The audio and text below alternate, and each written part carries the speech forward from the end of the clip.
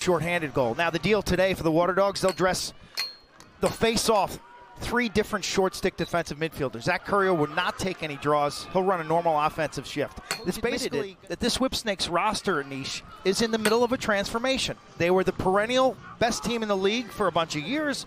They fell to the series limited, but for him, like, this is his opportunity to punch his ticket. Tell you one thing he can do is shoot the ball right-handed.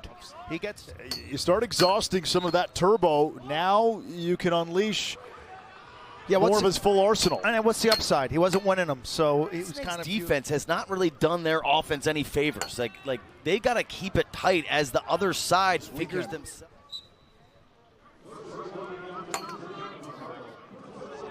Johns Hopkins in the early 1930s. That guy's, he's like the prince. Liberty Bell we drove Declaration by it during championship week. Independence Hall, all that stuff. That was too much of a risk with some of the goons we had in my class. I think he did. I think they should have thrown the flag. In the women's game, that's a violation as well. He knows this may be the last go for a guy who's been a pro for a long time. Boys Latin School of Maryland. West Sider from Catonsville. He's a Catonsville Comet rec program.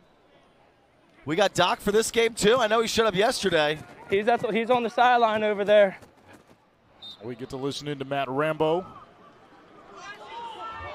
Nardella wanted Zed Williams. Coming off the Waterdogs sideline is, let's not play hero ball. They got a little tight. You get the sense that each team wants that first win of the season, and Coach Tierney was pretty adamant about sharing the rock.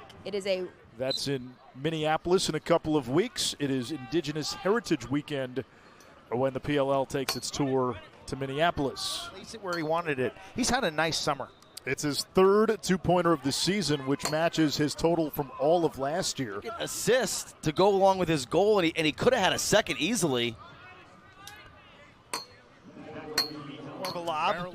You like the lob for 2? Well, I like zipping it through, but just getting it out there on the perimeter. Everybody's trying to jam it inside. But that was the first time he pushed to the middle to pay dirt. And these face-off wins are now starting to kind of take a toll, excuse me. Wharton finalist and the leading scorer in Division I this past season for Yale. By the way, real quick, it's bookends, not cases or shelves. So You had a closer parking spot. So those photos we showed of TJ, there's a definite growth spurt. He was like 5'4", 120 pounds when he was a sophomore in high school. Didn't get the looks. I don't think he had 3 shots coming into today. It was good look cross, as in cross Ferrara. No way, really? Yes, cross Ferrara had the assist. Yeah. That's funny. Jax looks okay. Now this game's gotten a little bit of caffeine in this 3rd quarter. We come up on a minute to play. Somewhat awkward motion, but yet effective. Almost physics defying. 2 goals in less than a minute for Caraway. Nardella wins the faceoff.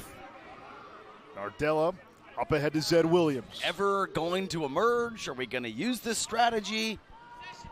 So how does Bill Tierney now adjust to the pro format where you have considerably less practice time? You got to get. It seems that TJ Malone's the guy who's going to be driving this car. Ron, I was going to say, I feel him being a mentor to TJ Malone when you listen to those huddles.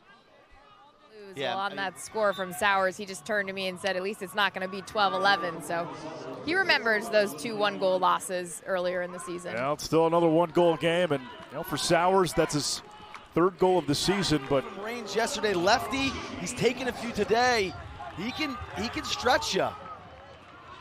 First lead for Philly since it was 6-5. Nardella had some trouble with it. Recovers. To be a challenge potentially for Bill Tierney here.